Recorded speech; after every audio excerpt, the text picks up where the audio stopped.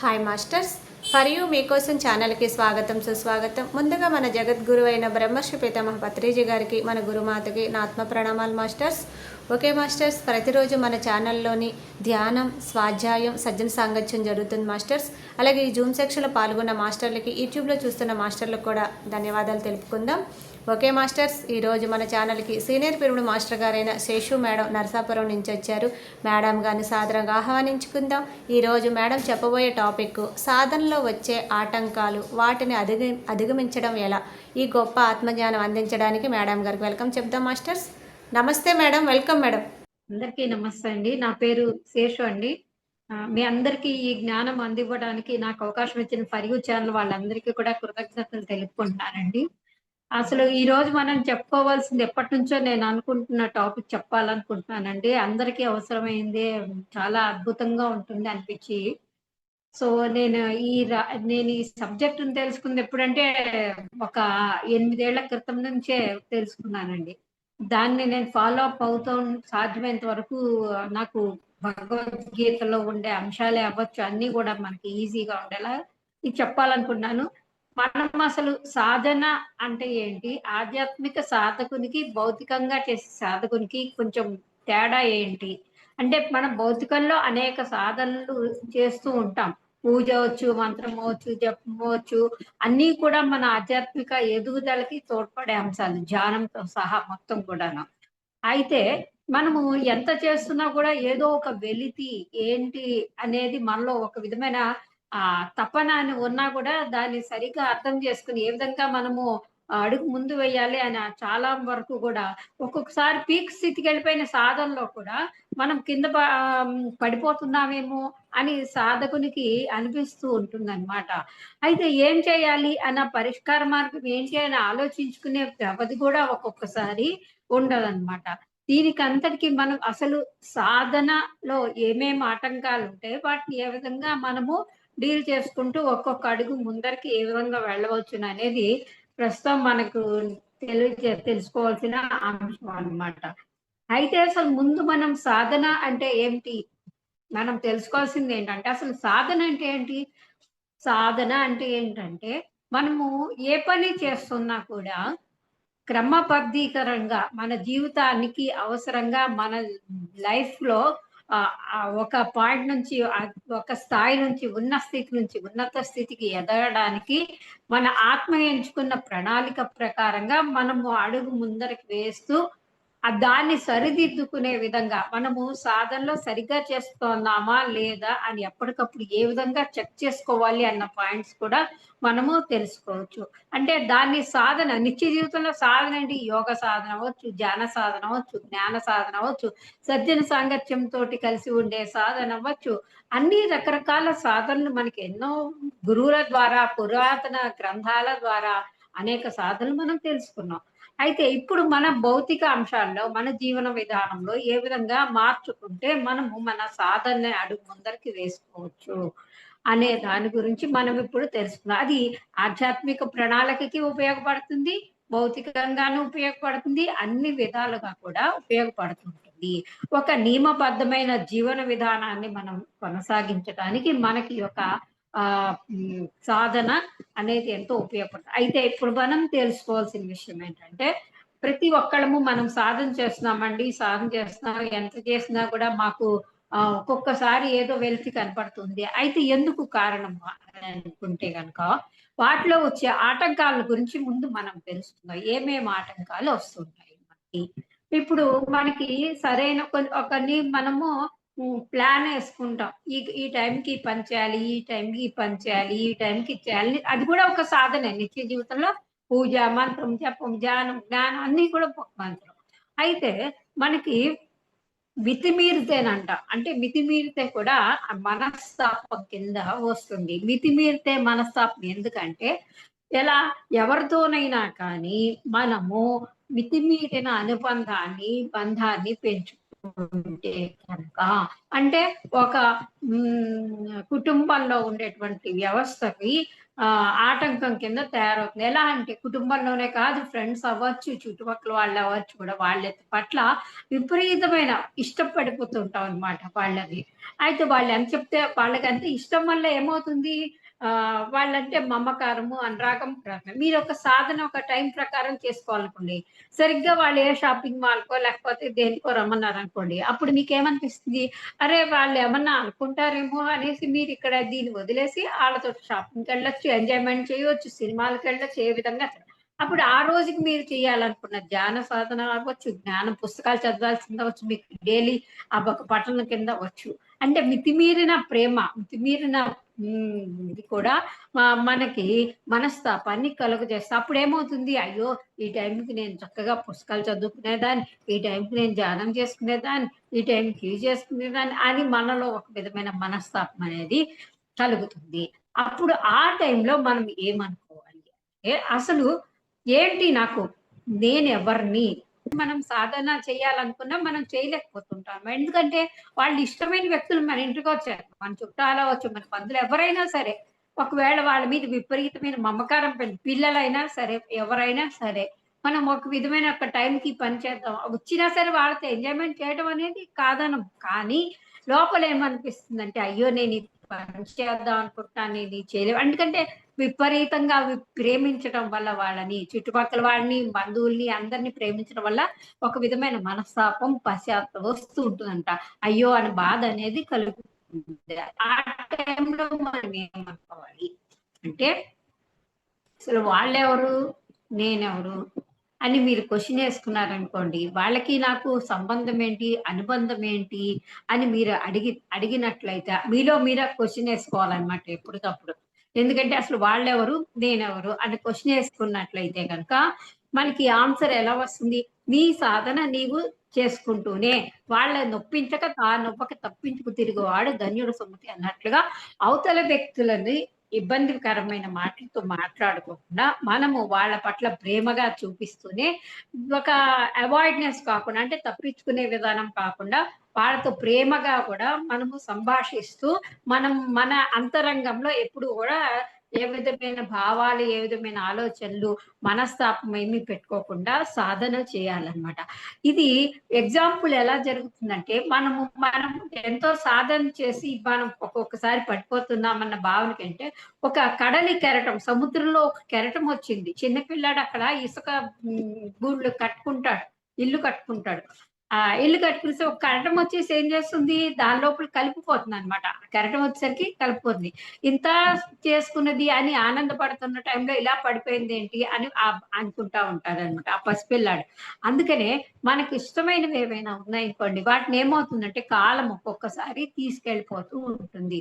చూడండి, మనకి దగ్గర బంధువులు కానీ, లేకపోతే మనకిష్టమైన వ్యక్తులు గానీ, దూరమైపోయి మన పక్కనున్న వాళ్ళే మన అలవాటైపోయిన వాళ్ళు కానీ, వ్యక్తులు ఎవరైనా ఉన్నా కూడా, వాళ్ళు వెళ్ళిపోతుంటే ఎంత బాధ, మనస్తాపం కలుగుతూ ఉంటుందో, అలాగే మనం సాధనలో కనుక ఎప్పుడు గూడా ఎలా ఉండాలి?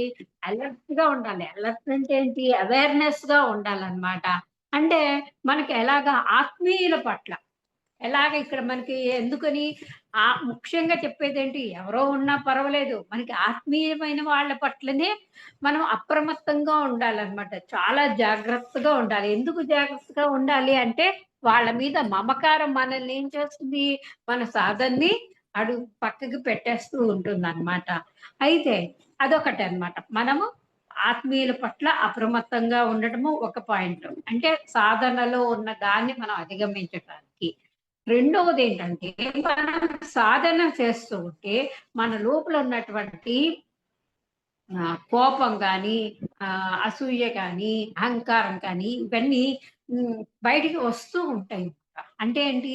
అవి కోపం వస్తూ ఉంటుంది. ఎందుకొస్తూ ఉంటుందంటే, మనసుకి కొన్ని ఇష్టపడదనమాట.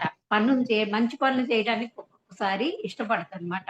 అంటే మనమేంటి సాధన చెయ్యాలని తపనతో ఉంటాం.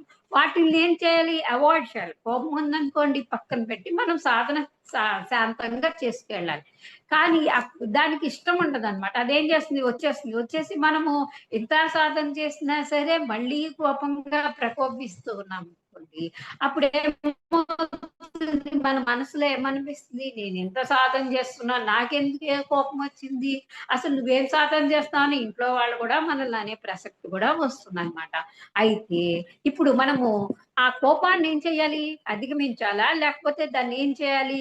కోపాన్ని మనం అధిగమించగలమా అసలు యాక్చువల్‌గా? అధిగమించకుండా కోపాన్నే కోపం చేయాలన్నమాట. అంటే ఏదైనా కోపాన్ని కోపం చేయటం అంటే అర్థం ఏంటి? నాకెందుకు ఈ కోపం రావాలి? నేనెందుకు ఇలా ఉన్నాను? అని మీరు దాన్ని అడగాలంట. అసలు కారణం ఎందుకొచ్చింది? నాకు ఈ కోపానికి కారణం ఏంటి?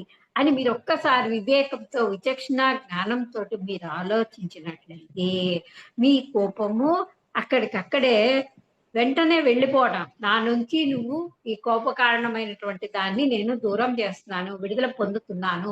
నేను నిన్ను ప్రేమగా పంపించి వేస్తున్నాను అని మీరు కనుక ఆ కోపానికి మీరు చెప్పుకున్నట్లయితే, ఆ మూల కారణం ఎక్కడైతే కోపం వచ్చిందో అక్కడి నుంచి వెళ్ళిపోతుంది. పైపైన మనం అనుకుంటే కాదండి. హృదయపూర్వకంగా మనతోటి మనం ఉండి, మన కోపం ఎందుకొస్తుంది ఏంటని మనం కనుక అడిగి దాన్ని రిక్వెస్ట్ చేసుకొని ఎవరినైనా చూడండి మనకి ఎవరైనా కోపగిస్తున్నారనుకోండి వాళ్ళతో కోపంగా పడదు. అందుకనే భగవద్గీతలో ఒక శ్లోకం ఉంది.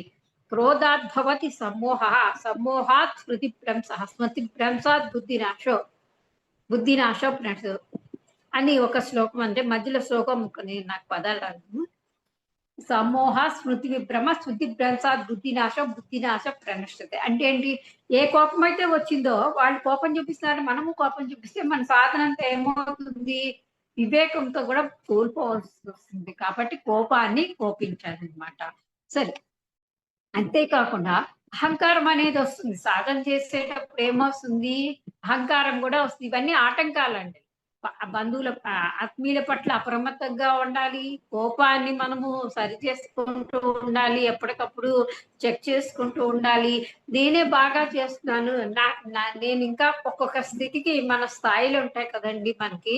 ఒక్కొక్క స్టేజ్ ఎళ్తుండేసరికి నేను సాధించాను అన్న ఒక పదం వస్తుంది. అబ్బా! దీన్ని గనక నేను కాబట్టి సాధించగలిగాను అన్న అహంకారం మనలోకి వచ్చి, మన సాధనని పక్కన పెట్టే ఛాన్సెస్ కూడా ఉంటాయి. కాబట్టి మనము అహంకారం వచ్చినప్పుడు కూడా నాకేం తెలీదు. నేను ఒక జీరో మైండ్‌తో ఉన్నాను. నాకు తెలియాల్సిందేమి ఇంకా నేను తెలుసుకుంటాను అని ఎప్పుడైతే మీరు మీకు ఆత్మకి సరెండర్ అవుతుంటారో, అప్పుడు మీలో ఏమవుతుందంటే, ఆ సాధన పరిపక్వ స్థితికి నెమ్మదిగా వస్తూ ఉంటుంది. ముడుచుకుపోయిన వికసించిన పుష్పంలాగా ఒక్కొక్కటి మీలో బుద్ధి వికాసం జరుగుతుంది. బుద్ధి వికాసం జరిగినప్పుడు ఆత్మ పరిణితి, ఆత్మ వికాసం జరుగుతూ ఉంటుందన్నమాట. అయితే మనము ఇంద్రియాలనేవి కూడా మనకి కొంచెం ఆటంకం కలిగిస్తూ ఉంటాయన్నమాట సాధనలో. ఇంద్రియాలంటే ఏంటి? కామ, క్రోధ, లోభ, మద, మాత్సర్యాలు. అయితే ఇప్పుడు మనము ఏది కావాలనుకున్నా కూడా అది కావాలి అనే తపన మనకు సాధన చేస్తామండి. మన శక్తికి మించిన ఏదైనా వచ్చినా కూడా కోరరాదని అంటారు. కోరినా కూడా మనం ఎలా ఉండాలి? దాని పట్ల తటస్థంగా దాని పట్ల ఏ విధమైన బంధం లేకుండా ఉండాలన్నమాట. ఆ అరిషడ్ వర్గాలు గాని, ఇంద్రియాలంటే ఏంటి? మన జ్ఞానేంద్రియాలు, కర్మేంద్రియాలని 2 ఉంటాయి. ఇందాక చెప్పినవి అరిషడ్ వర్గాలండి మర్చిపోయాను. ఇప్పుడు చెప్పేవి జ్ఞానేంద్రియాలు, కర్మేంద్రియాలు. అంటే మీరు ఏదైతే కళ్ళతో చూస్తున్నారో దాని వైపు వెళ్ళిపోకూడదనమాట. వెంటనే ఏంటి నేను చూస్తున్నాను? ఏమిటి నేను వింటున్నాను? ఏమిటి నేను మాట్లాడుతున్నాను? ఏమిటి నేను తింటున్నాను? అన్న విచక్షణ, వివేకం గనక మనలో కలిగినప్పుడు ఏమవుతుంది? ఒక విధమైన తేజస్సు ఉద్భవిస్తుందనమాట. అంటే వాటి ఇంద్రియాల పట్ల అప్రమత్తంగా ఉండాలన్నమాట. అంటే మనసు వెళ్ళిన చోటుకల్లా ఎక్కడికైనా వెళ్ళాలనుకోండి, మనకి తాహతు లేకపోయినా సరే ఎవరైనా ఫంక్షన్‌కి పిలిచారనుకోండి, మన తాహతు వాళ్ళు ఏమైనా అనుకుంటారేమో అని చెప్పేసి శక్తికి మించి మనం వాళ్ళ డాంబికాలకు పోయి వాళ్ళ మెప్పు పొందాలని చెప్పేసి అందుకనే ముందే అప్రమత్తంగా ఉండాలన్నమాట వాటి పట్ల కూడా అన్నమాట. మరి మనస్సుని ఉన్నత దిశకు మార్చుకోవాలనమాట. మనస్సుకి అడ్డుగా ఉన్నవేంటంటే ఈ ఇంద్రియాలు, అరిషడ్ వర్గాలు, కామక్రోధ ఇవన్నీ అన్నమాట. వీటన్నిటిని చుట్టుముట్టి నువ్వేదైనా సాధన చేద్దామా అని ముందర కూర్చుంటారు. ఇక్కడ ధ్యాన సాధన కానీ, జ్ఞాన క్లాస్ విందామని, పుస్తకాలు చదువుదాం ఏదో ఒకటి అనుకుంటారు. అనుకునేసరికి మీ మనసు ఎక్కడైనా కనుక మంచి సువాసన కలిగినటువంటి వంటకం కానీ, లేకపోతే చక్కటి టీవీలో ఏదైనా సినిమా కానీ ఏదైనా వస్తుంది. మన చెవిన పడుతూ ఉంటాయన్నమాట. చక్కగా లేకపోతే ఎవరైనా పక్కన గొడవలు అవుతుంటే మనకి అట్లా చూడాలి ఏం జరుగుతుంది అనే ఉత్సాహము.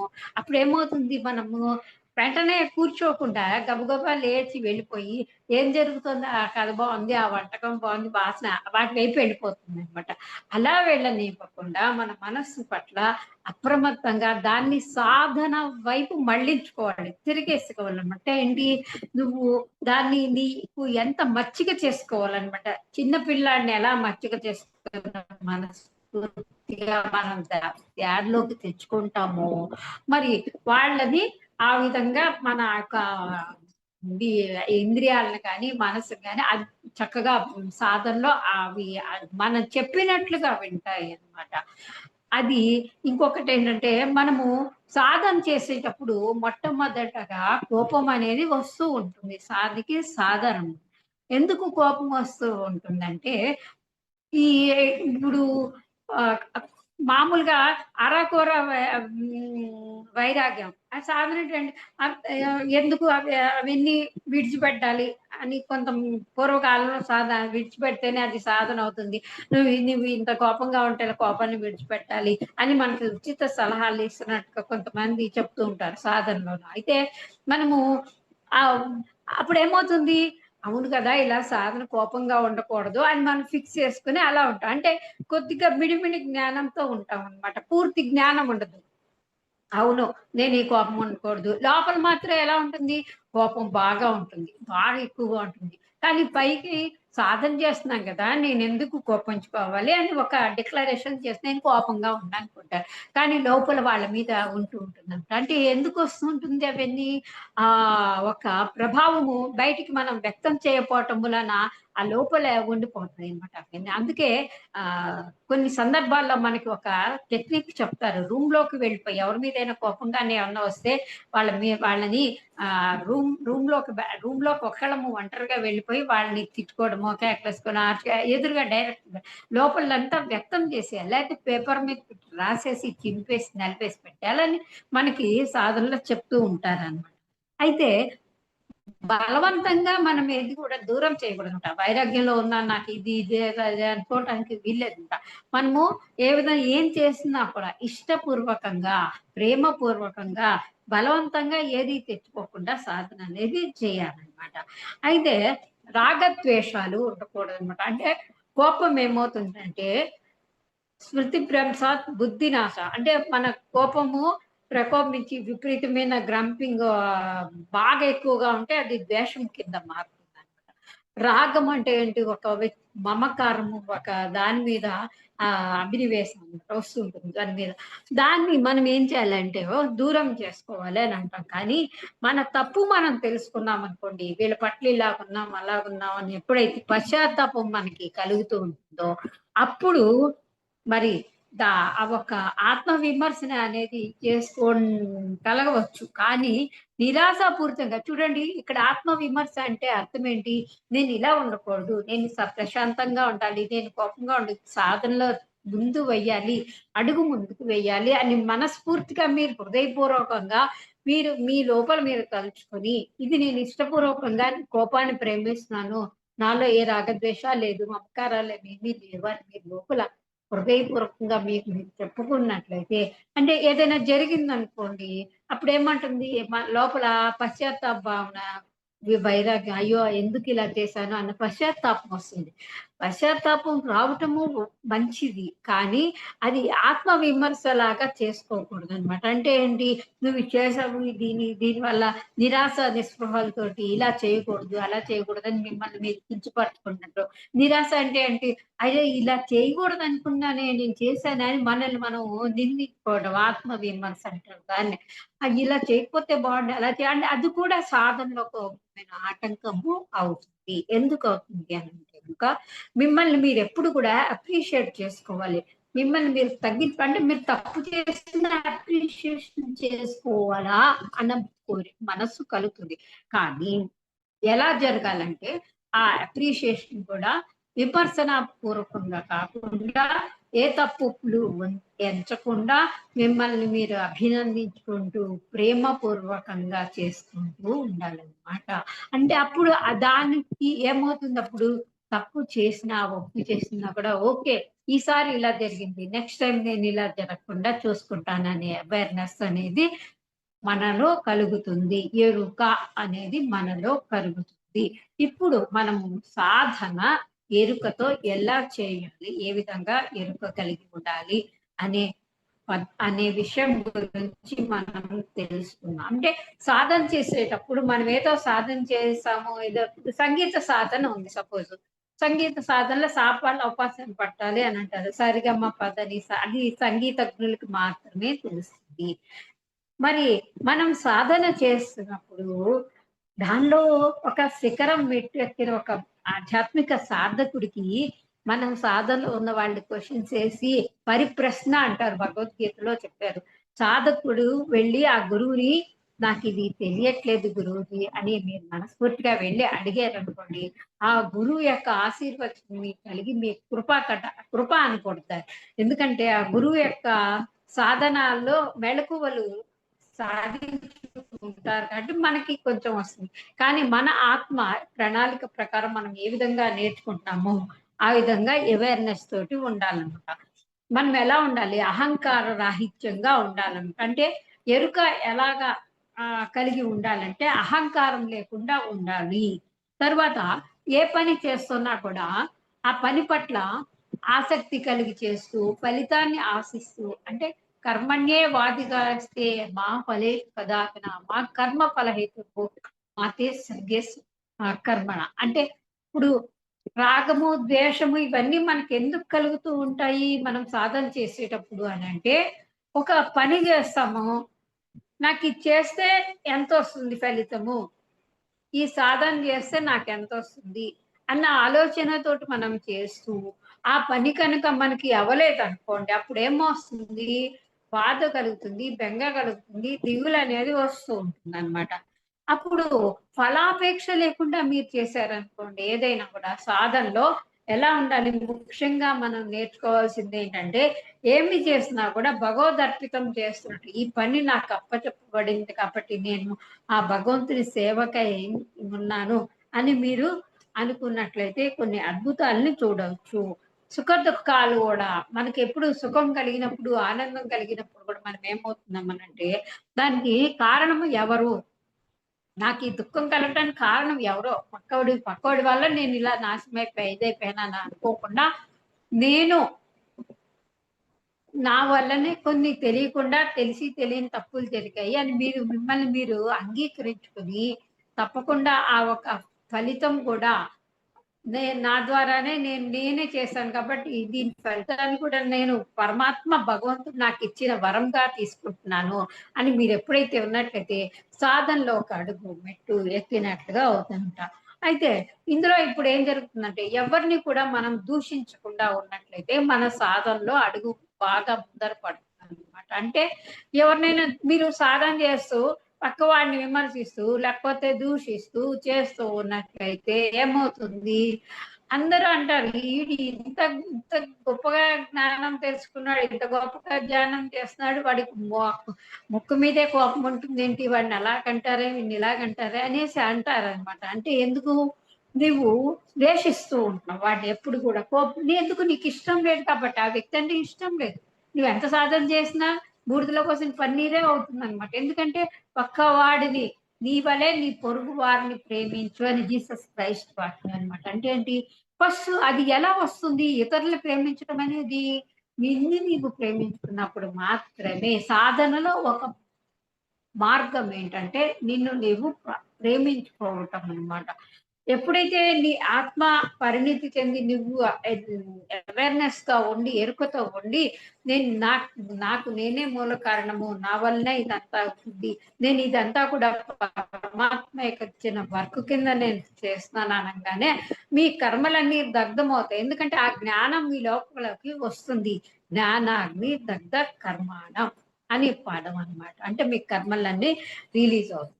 ఇక్కడ valuable point, very very important point ఏంటంటే, సాధనలో మనం ఎలా ఉండాలి? ఇవన్నీ ఒక ఎత్తు అయితే, ఇప్పుడు చెప్పే పాయింట్ ఒక ఎత్తు. ఏంటంటే సాధనలో మనం ఎలా ఉండాలి? అతిథిలాగా ఉండాలి. అంటే అతిథిలా ఉండాలి అంటే ఏంటి? ఇంట్లో మన ఇంటికి ఎవరైనా చుట్టాలు వచ్చారనుకోండి, వాళ్ళు ఏం చేస్తారు? ఒక్క రోజు ఉంటారు, 2 రోజులు ఉంటారు, వెళ్ళిపోతారు. వాళ్ళొచ్చేసి నీ ఫ్యామిలీ విషయాల్లో గొడవ, నువ్వు ఇలాగున్నావేంటి? అలాగుంటే బాగలేదు. ఈ ఇల్లు ఇలా సర్దుకోవాలి, అది సర్దుకోవాలి అని నీ పర్సనల్ వ్యవహారాల్లో ఎవరైనా జోక్యం చేసుకుంటారా? ఇంటికొచ్చిన వాళ్ళు చేసుకోరు గదా! అలాగే మనము ఇంటిలోని విషయాలన్నీ కూడా వ్యక్తిగత విషయాలు. అతిథి అనేవాడికి వ్యక్తిగత విషయాలేవి కూడా పట్టించుకోడు కాబట్టి, తను అతిథిలా ఎలాగా ఉంటున్నాడో, ఈ లోకమనే ఈ యొక్క అతిథులుగా వచ్చిన వారు ఎక్కువగా వాళ్ళ మీద పెత్తనం అనేది చెలాయించరు. అలాగే మనం కూడా మనలో సమబుద్ధి కలిగి, మన జీవితం అనే గృహం, మన ఇల్లు అన్నమాట ఇది. మన జీవితం అనే గృహంలో మన జీవితంలో మనం ఉంటున్న ఒక ఇంట్లో ఉంటున్నాం. అద్దె ఇంట్లో ఉంటున్నాం అన్నమాట. మనము ఎలాగైతే విషయ వాంఛల వెంట, అంటే విషయాల పట్ల ఆసక్తితోటి పరుగు పరుగున వెంట వెంట వెళ్ళిపోయి, వాటి పట్ల మమకారాలు, భ్రాంతులు ఇవన్నీ పెట్టుకొని ఉండటం ఉండటం వల్ల మనము సాధనలో వెనుకబడిపోయిన వారమవుతాం. అదే మనము అతిథుల్లా ఉన్నామనుకోండి, మన ఇల్లనే గృహంలో మనమే అతిథులుగా ఉన్నప్పుడు, మన లోపల జరిగే విషయాలను గురించి కానీ, అతిథి అనేవాడు ఎలాగ పట్టించుకోడు. మన లోపల ఎన్నైనా ఘర్షణలు రాని, సాధనలో ఎన్నైనా ఉన్నప్పటికీ కూడా, వాటిని నీవు పట్టించుకోకుండా అడుగు ముందరకెళ్ళా. అంటే పట్టించుకోకుండా ఉంటే, అది ఒక బద్ధకం కింద తయారవుతుంది. కానీ అలా కాకుండా బంధ రాహిత్యం అనేది చేయాలన్నమాట. అంటే నువ్వు బంధువులతో ఉంటావు, ఆనందంగా ఎంజాయ్ చేస్తావు, అందరితోటి కలిసి ఉంటావు. కానీ నీ లోపల నువ్వెలాగుంటావంటే వాళ్ళ పట్ల ఏ విధమైన సంగమం కానీ, అంటే అటాచ్‌మెంట్ లేకుండా, ఆ!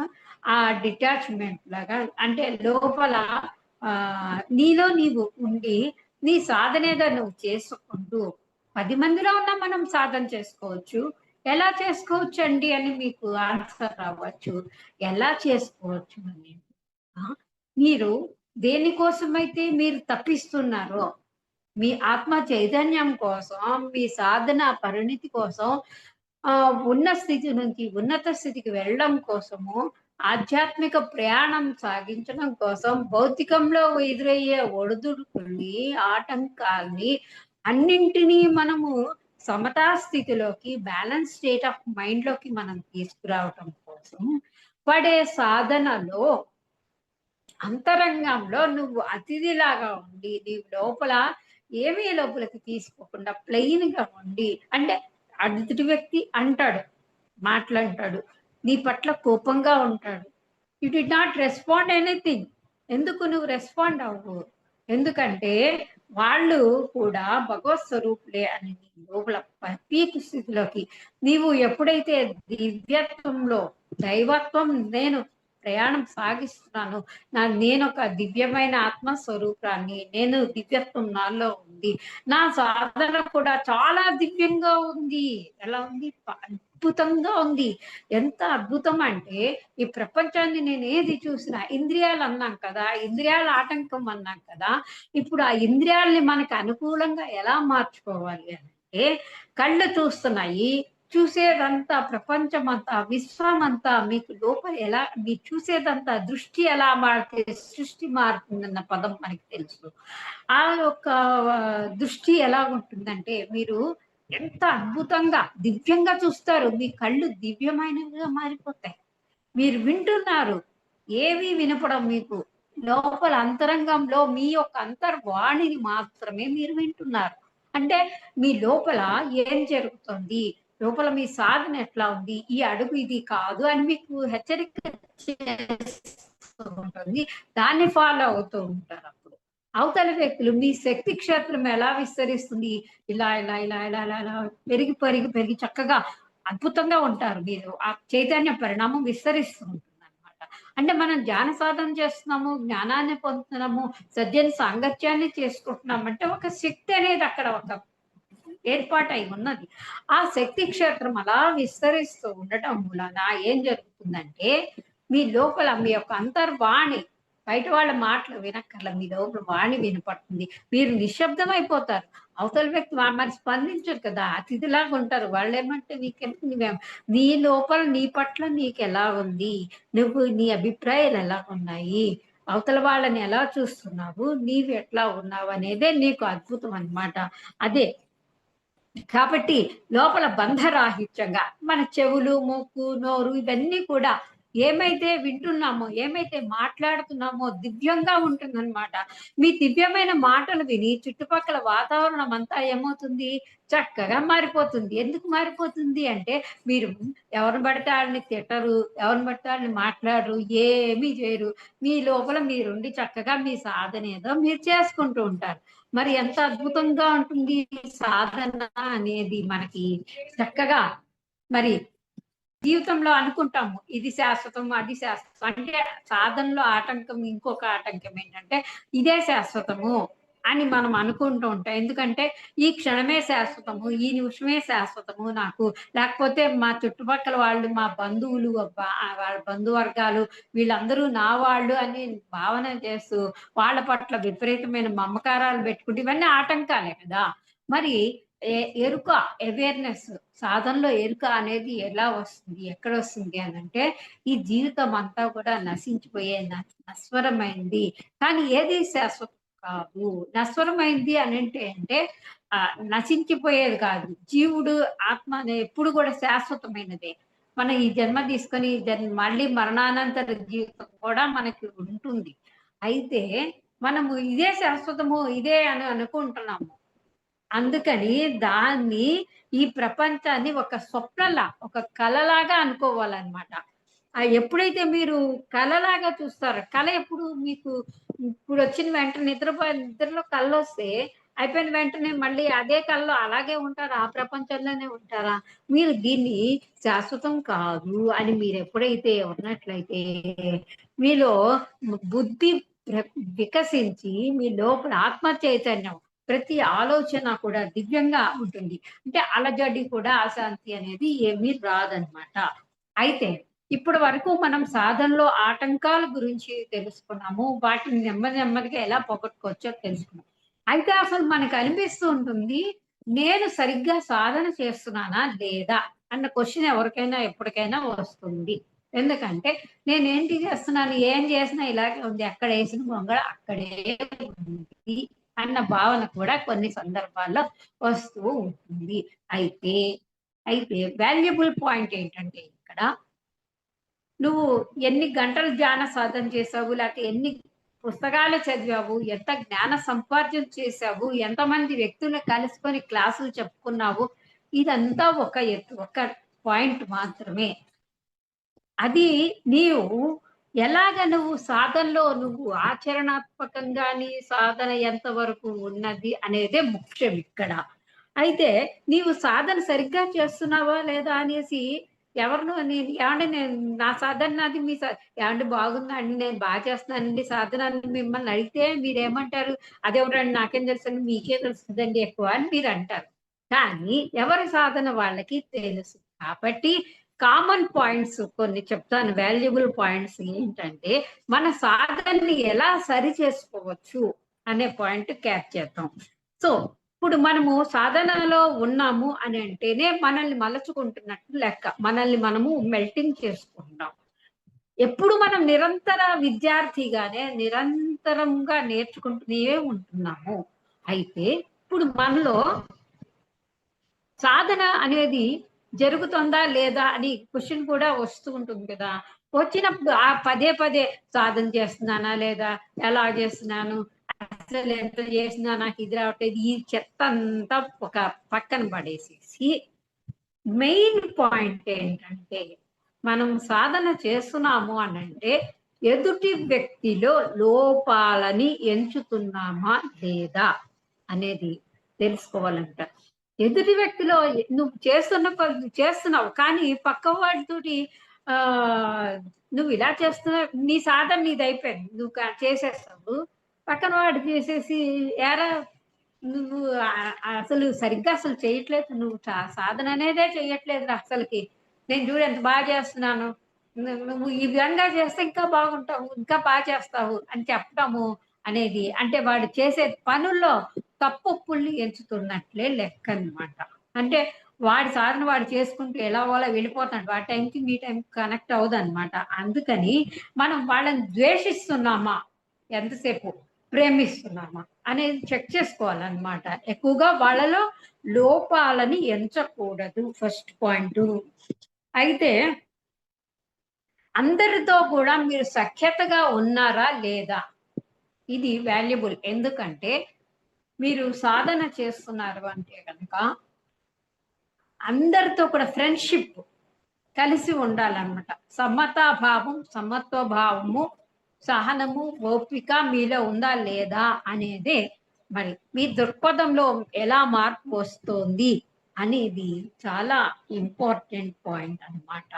అయితే మన మనసు అనేక విధాలుగా వెళ్ళిపోతుంది కాబట్టి ఆ మనస్సుని సరైన దారిలో పెట్టాలి అని అంటే కనుక ఏదో ఒక సంకల్పము అనేది మనకి అవసరము అవుతుంది.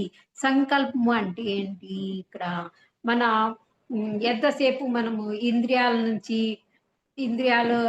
నేను లోనైపోతున్నాను, మార్షడ్ వర్గాలకి లోనైపోతున్నాను, దానికి అయిపోతున్నాను, దీనికి అయిపోతున్నా, సాధన సరిగ్గా జరగట్లేదు, ఈ చెత్త అంతా రోజంతా ఇదే ఆలోచనతో గడిపామనుకోండి, మన సాధన అంతా పక్కకి వెళ్ళిపోతుంది. ఎందుకంటే ఎంతసేపు నేను సాధన చేయట్లేదు, నేను నా సంకల్పం ఇదే ఆలోచనతో ఉంటాం కాబట్టి. కానీ మనసు ఏదైనా ఒక విషయంతో, వాల్యుబుల్ పాయింట్ చెప్తున్నాండి, మనసు ఏదైనా ఒక విషయంతో సంబంధం పెట్టుకుంది అని అంటే కనుక ఖచ్చితంగా అది చేసి తీరుతుంది. దాన్నే ఏమంటారంటే సంకల్పం అంటారు. మనము చిత్తం అనే పాయింట్ అర్థం ఏంటంటే, చిత్తం అంటే అర్థం ఏంటంటే మన లోపల ఆ మనస్సు అన్నమాట. మన మనస్సు అనేది కూడా చిత్తంతో లెక్క అన్నమాట. చిత్తం అంటే ఏంటి, అనేక విషయాల పట్ల ప్రవర్తించే మనస్సుని చిత్తము అంటారు. అంటే కాన్సన్ట్రేషన్ ఒక్క విషయం మీద కాకుండా రకరకాల విషయాల పట్ల వెళ్ళేదాన్నే చిత్తం అంటారు. దాన్ని మనం ఒక సంకల్పం పెట్టుకొని ఆ సంకల్పంతో మీరు టైఅప్ అవుతారనమాట.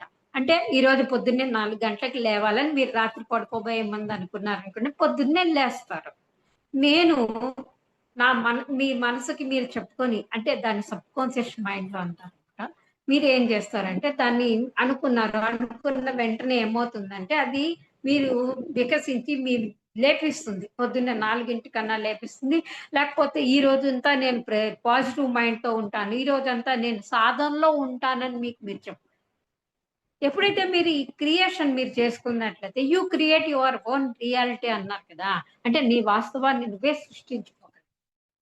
ఆనందాన్నైనా దుఃఖాన్నైనా నువ్వే క్రియేట్ చేసుకుంటున్నావు కాబట్టి నీ నీ ఆలోచనలు, నీ సంకల్పాలు ఎలా ఉండాలి, ఉన్నతంగా ఉండాలి. నిన్ను కింద పడేసే సాధనలు ఏమీ అవసరం లేదు, డౌన్ చేసేవి ఏవి కూడా నీకు అవసరం లేదు. డౌన్ చేసే వచ్చిన వెంటనే పైకి లేచి ఒక సంకల్పంతో, అంటే ఏంటి, ఒక విధమైనటువంటి అవేర్నెస్ అంటారు దాన్ని, ఎరుక వచ్చి వెంటనే ఇట్లా టక్కని మైండ్ ని దాన్ని ఇలాగా డైవర్షన్ చేసుకోవడం. Take your own diversion first. అంటే నీకు కావాల్సింది ఏంటో నీకు క్లారిటీగా స్పష్టంగా చేయాలండి. అయితే ఇది నాకు రాదండి, నాకు ఇంకా ఎప్పుడు వస్తుందో ఏంటో అదే ప్రయత్నం చేస్తున్నానండి, చూస్తున్నానండి, రావట్లేదండి అనే భావన వస్తుంది.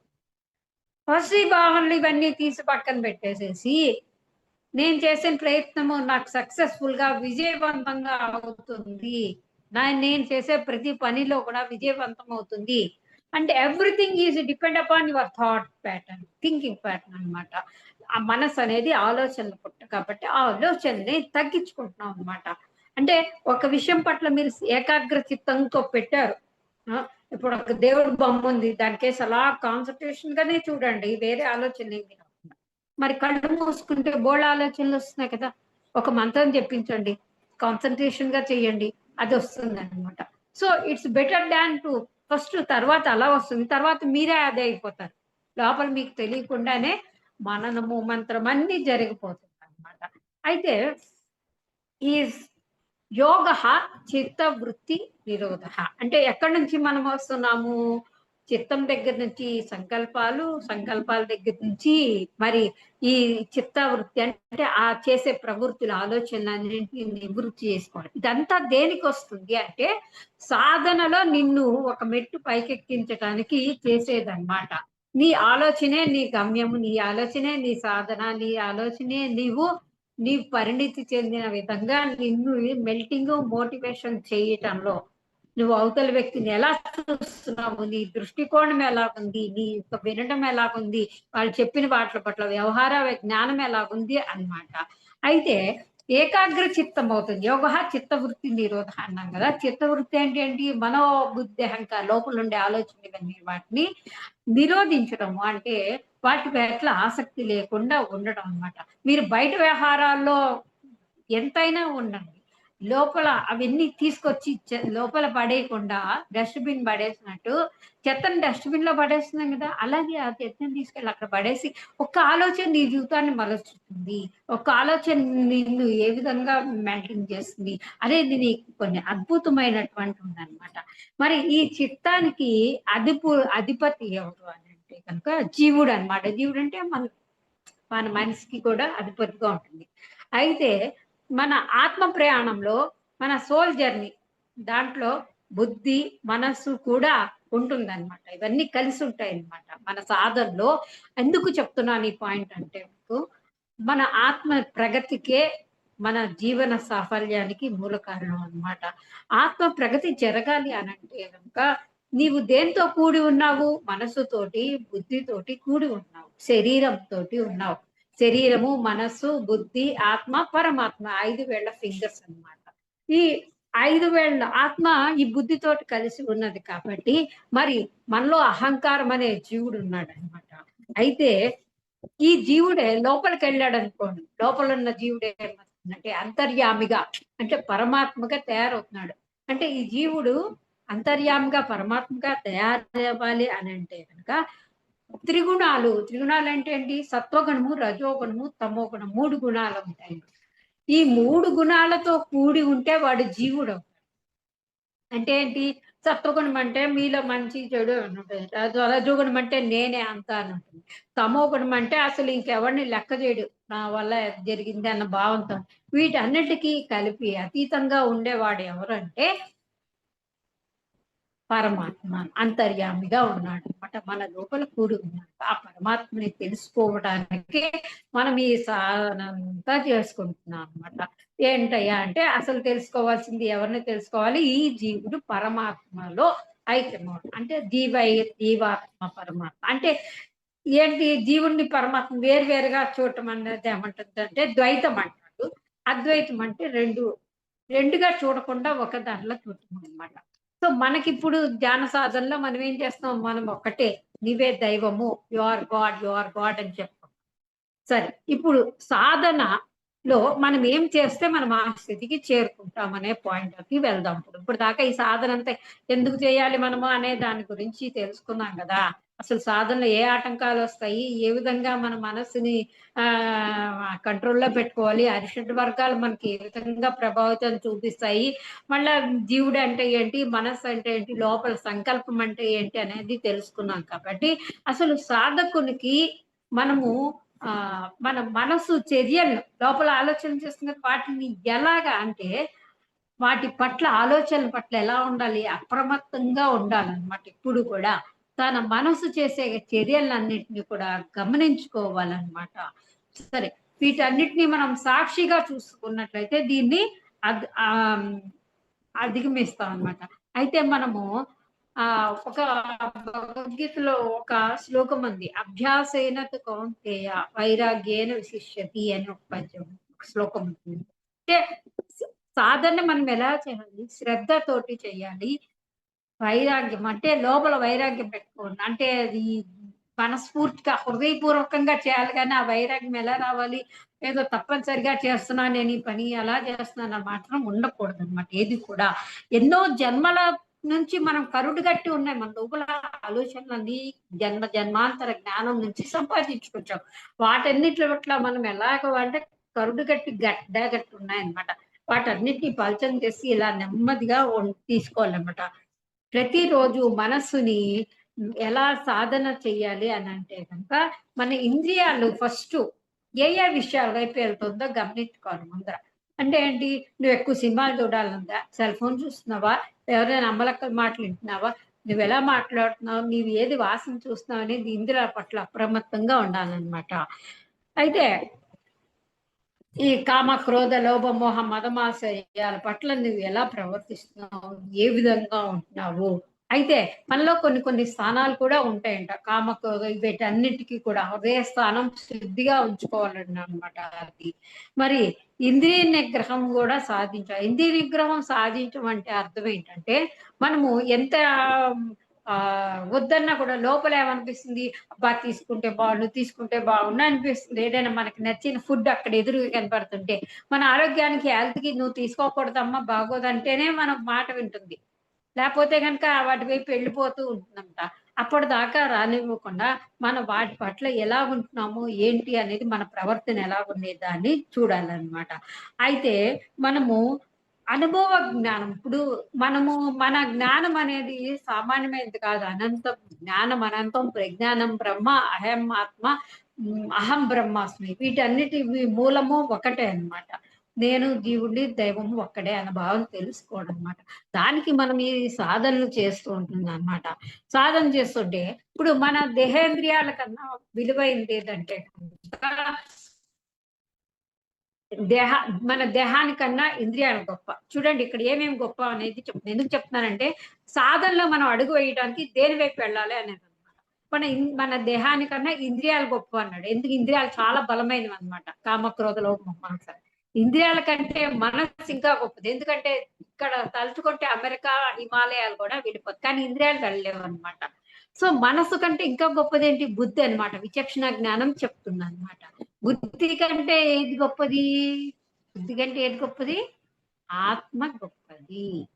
కాబట్టి మన సాధన ఎలా ఉండాలి? ఆత్మ స్థాయిలో చెయ్యాలి మనం సాధన అనేది. మనసు సాధన ప్రకారం చేసామనుకోండి చంచలమైంది. ఇటు చేస్తుంది, అటు చేస్తుంది, ఇలా చేస్తుంది. మనము బుద్ధి ప్రభావం చెప్పినా కూడా ఏమవుతుంది? మంచి, చెడు అని 2 రకాలుగా చెప్తుంది. ఈ పద్ధతి చేయకు, అది చేయకు అని చెప్తుందన్నమాట. ఈ ఆత్మస్థాయిలో ఏం జరుగుతుందంటే మనము పరిణితి చెంది బుద్ధి వికాసం చెందితే ఆత్మస్థాయికి పెరుగుతుంది. బుద్ధి ఇలా వికసిస్తున్న కొద్దీ మనం ఏమవుతామంటే హ్మ్, ఒక పరమాత్మ, ఒక దేవుళ్ళ కింద తయారవుతాం అన్నమాట.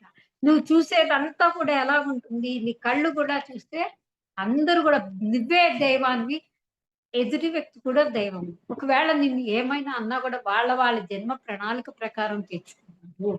అనుభవాల సారం తెచ్చుకోవడం కోసం నువ్వు వచ్చావు, నేనొచ్చాను, అందరూ వచ్చాము. కాబట్టి వాళ్ళని అర్థం చేసుకోవడం అనేది అప్పుడు మొదలవుతుంది మనకి.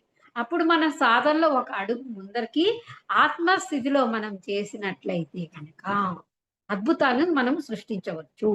ఇక ఆత్మ అనేదేంటి? అన్నిటికన్నా చైతన్యం ఎక్కువ కలిగిందనమాట.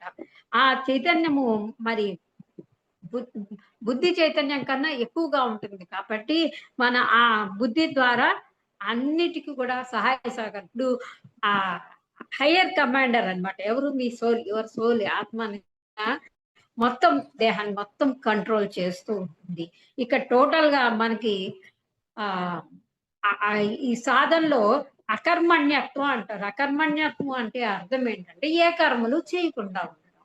ఇప్పుడు కర్మణ్యేవాధికారస్తే మా ఫలేష్ కదాచన మా కర్మ ఫలహేతుర్వు మాతే సంగస్వ.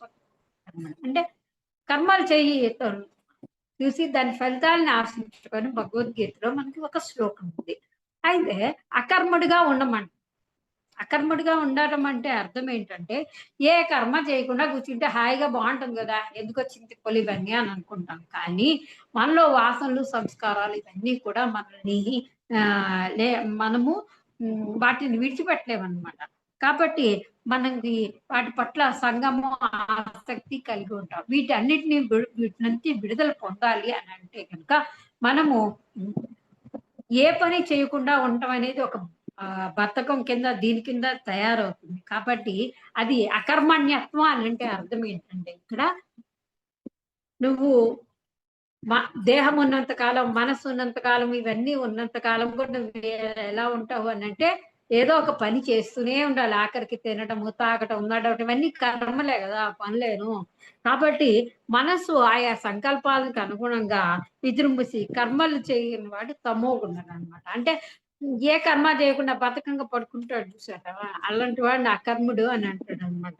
కానీ మనము అకర్మణ్యత్వం అంటే ఏంటి? కర్మలు చేస్తూ కూడా వాటికి అంటుకోకుండా ఉండటమే ఉండాలన్నమాట. అయితే సాధకులు కొంతమంది ఏమనుకుంటారంటే తమో గుణాన్ని సత్వగుణం కింద భ్రమిస్తూ ఉంటారంటారు. ఎందుకంటే తమో గుణం అంటే ఏ పని చేయకుండా ఉంటాము, నిద్రపోవడం, బతకం, ఏముంది ఇలాగుంటే హాయిగా ఉంటుంది. ఏ పని చేయకుండా ఉంటే అసలు కర్మలు చేస్తేనే కదా మనకి ఫలితాలు ఆశించడం వస్తుంది. అసలు ఏ పని చేయకుండా అలా ఉంటే సరిపోతుంది కదా, ఇదే అకర్మణ్యత్వం అని అనుకుంటారు. కానీ దాన్ని మనం పారద్రోలాలన్నమాట, అకర్మణ్యత్వం అని అంటారు. అయితే అప్పుడేమవుతుంది, కర్మలు చేయడం పట్ల ఆసక్తి చూపి దాని పట్ల ఫలితాల పట్ల లేకుండా ఉండడం అనేది జరుగుతుంది. నాస్తిక భావనని వదిలిపెట్టాలి. నాస్తిక భావన అంటే ఏంటి ఇక్కడ?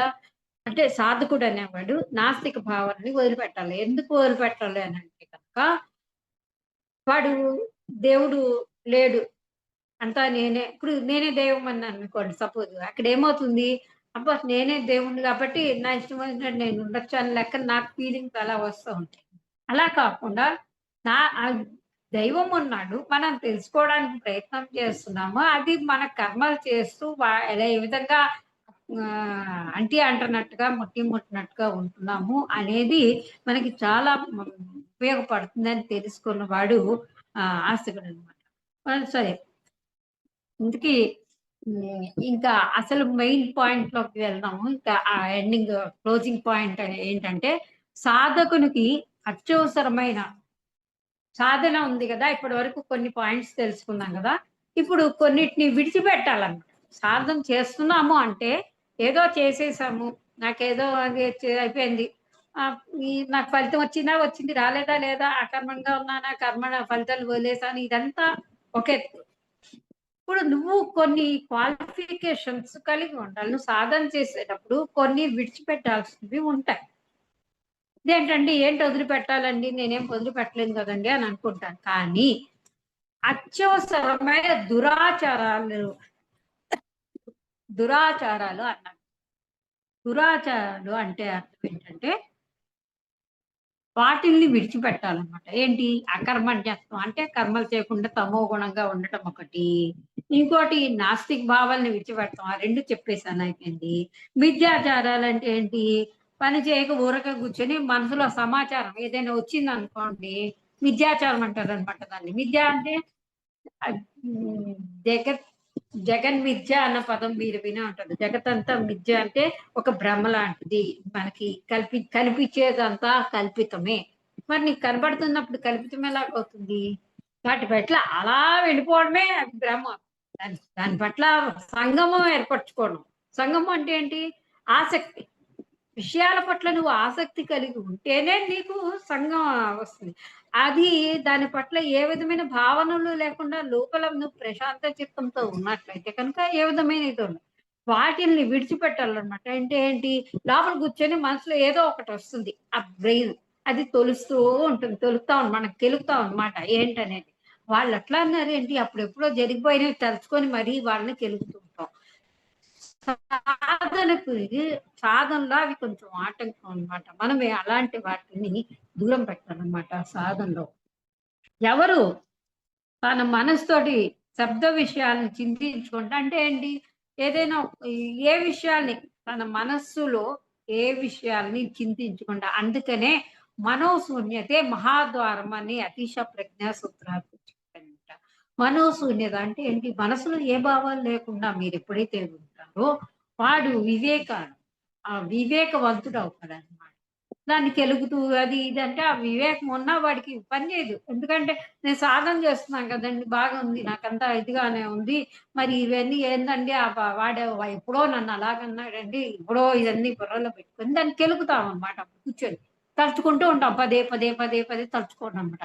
దాన్ని విడిచిపెట్టాలి మనం. సాధనలో ఉన్నందుకు మనము అటువంటి వాటిని విడిచిపెట్టినప్పుడే మనకు కొన్ని అద్భుతాలు జరుగుతాయి. మనలో ఏవైతే ప్రతికూల భావాలు అంటే నెగెటివ్ థాట్స్ అంటారు వాటిని. ఆ భావాలు వచ్చినాయనుకోండి అంటే మిమ్మల్ని మీరెంతో ఆత్మస్థైర్యంతో, ఆత్మశక్తితోటి నాది సాధన నేను చేసుకుంటున్నాను కాన్ఫిడెన్స్‌గా ఉంటారు. నేను చక్కగా చేస్తున్నాను అనుకుంటారు. కానీ ఎవడో ఒకడొచ్చి బుర్రగెలుపుతాడనమాట. వచ్చి ఏమవుతుందంటే అప్పుడు మనకి అవునా! నేను సరిగ్గా చేయట్లేదు. అందుకనే వీళ్ళు ఇట్లాగ అంటున్నారేమో నన్ను. నన్నెందుకంటారు వీళ్ళసలకి? లేకపోతే నాదేమన్నా తప్పుందేమో! నేను సరిగ్గా చేయట్లేదు కదా సాధన అని మనకి మనమే ఏమనుకుంటామంటే, మనల్ని మనమే తక్కువ చేసుకుంటాం.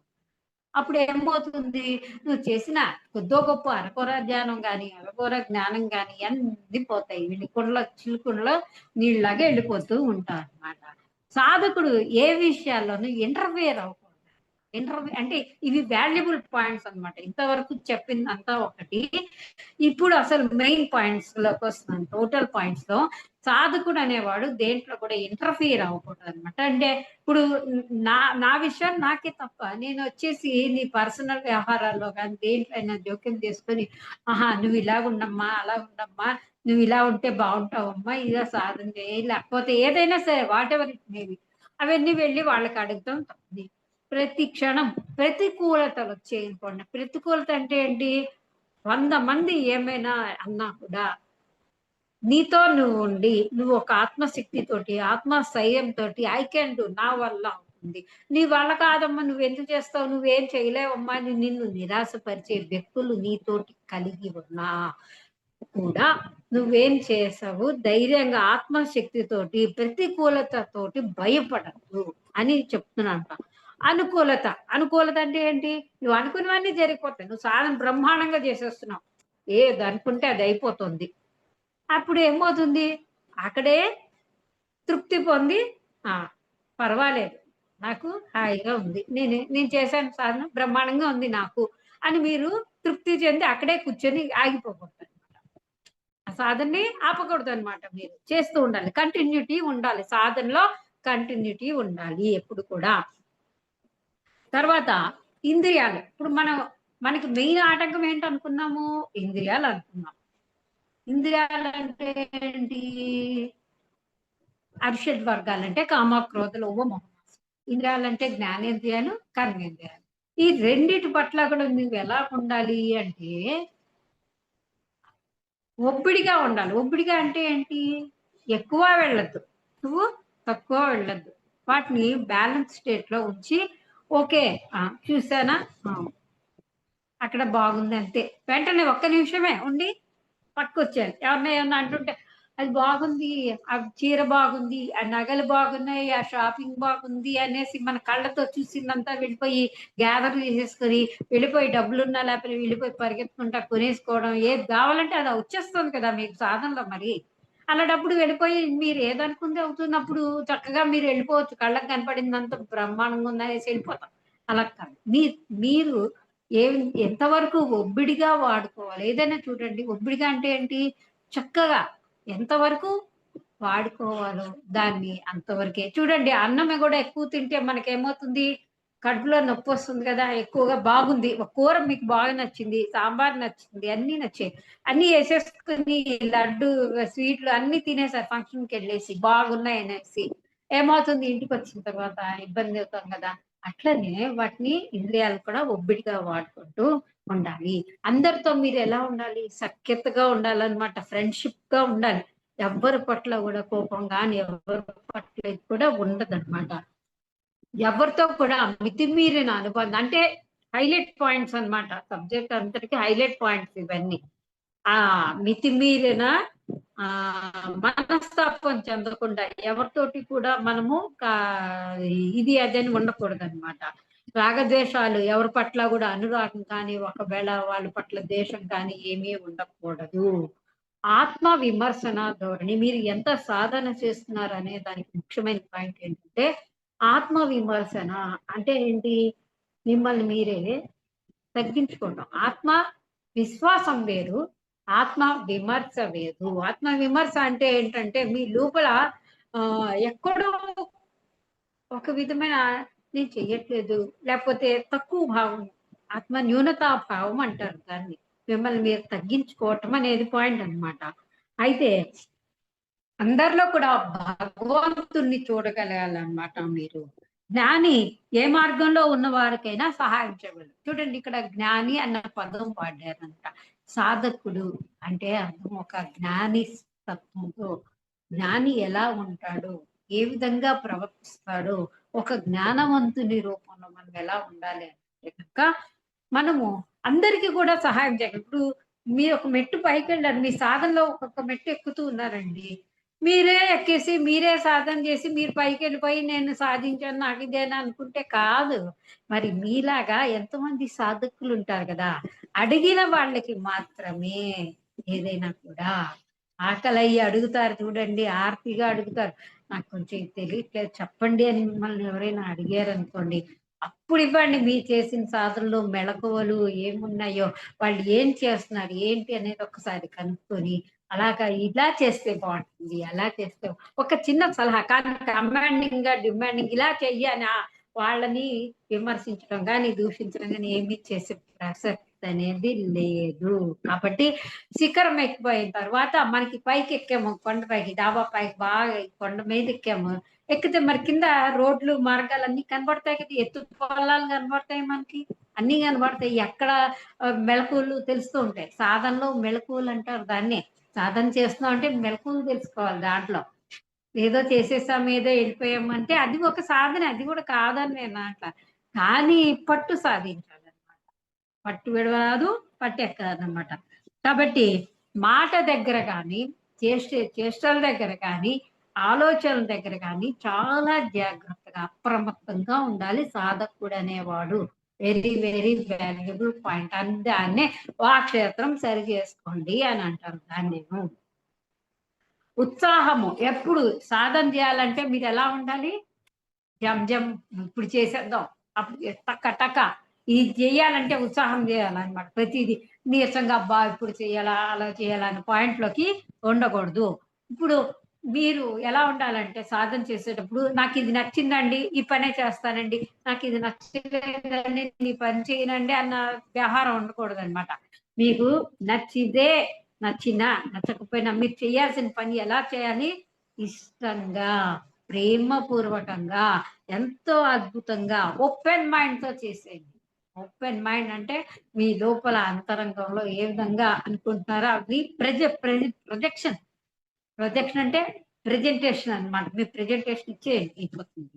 మరి వివేకం అనే ఖడ్గాన్ని పట్టుకోవాలి ఎప్పుడు కూడా. వివేకం అనే ఖడ్గం అంటే ఏంటి? ఏదైతే మనం ఈ పని చేయొచ్చు, ఈ పని చేయకూడదు, మన వివేకము, విచక్షణ జ్ఞానం మన లోపల ఉంటుందో దాన్ని ఆ ఖడ్గంతో సిద్ధంగా ఉండాలి. దేన్నైనా నరికింది జ్ఞానం అనే ఖడ్గంతో నరికేసేయచ్చు అన్నమాట. అది మరి సాధకుడు అనేవాడు కూడా కొన్ని ఇంపార్టెంట్, కొన్ని పాటించాల్సినవి కొన్ని ఉంటాయండి. మరి అధికంగా ఎక్కువగా భోజనం చేయటం, బాగా హెవీగా తినేసేసి ఆరాయించుకోలేకుండా ఉండకూడదు. ఎక్కువగా నిద్ర అనేది కూడా పోకూడదండి. మితమైన మితా మితాచరణ అన్నమాట. ఎక్కువగా చేసేసేయాలి, ఏవో సాధించేసేయాలి, ఇది వచ్చేయాలి, అది వచ్చేయాలి.